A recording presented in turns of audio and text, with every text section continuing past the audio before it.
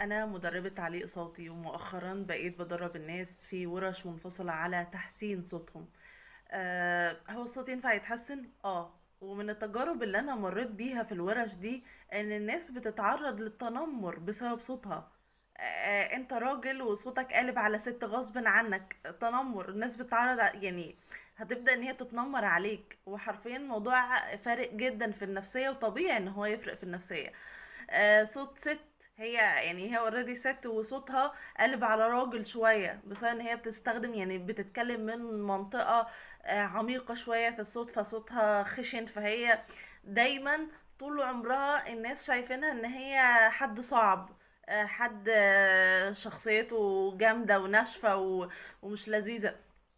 يا على كمية الفرحة لما الناس بتحسن صوتها وتتكلم من المنطقة اللي فيها أريحية، واللي بجد بتعبر عن سن صوتها الحقيقي. يعني برضو في ناس في سن كبير، سي في التلاتين أو الأربعين، يعني حد سن كبير يعني كويس، فبيتكلم بصوت طفولي كأن حد عنده 10 سنين مثلا، غصب عنهم. وبس هما فضلوا حياتهم عايشين ان هو اوكي خلاص هيعملوا ايه، ده الطبيعي وخلاص قضاء وقدر. لا، الصوت ينفع يتحسن لو ما عندكش مشكلة عضوية في حاجة معينة محتاجة تدخل جراحي، فالصوت يتحسن. اللدغات عندك، مخارج الحروف بتتحسن وبتتعالج. ما تفضلوش طول حياتكم بتتعرضوا للتنمر وساكتين. لو عندك مشكلة ابدأ دور، افتح جوجل كده، افتح تشات جي بي تي، افتح يوتيوب، واسأل هو الموضوع ده ينفع يتحسن ولا لأ. لو لقيت فيه أمل انه يتحسن ويتعالج، دوس في الموضوع.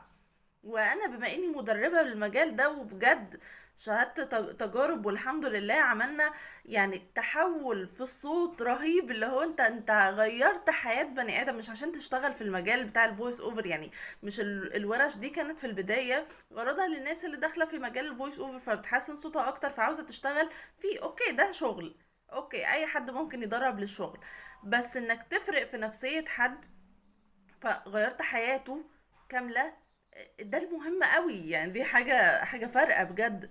فلو انت بتتعرض للتنمر، لا حبيبي فوق. لا، انت ينفع تحسن من حياتك، ينفع تحسن من شخصيتك. انا عارفة قد ايه الصوت ممكن يغير شخصيتك ويهز ثقتك بنفسك في كل حاجة.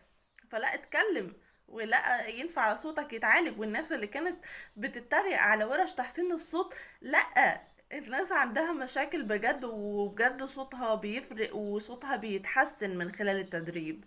ادخل كده ودور على تدريبات تحسين الصوت بتتعمل ازاي، وابدأ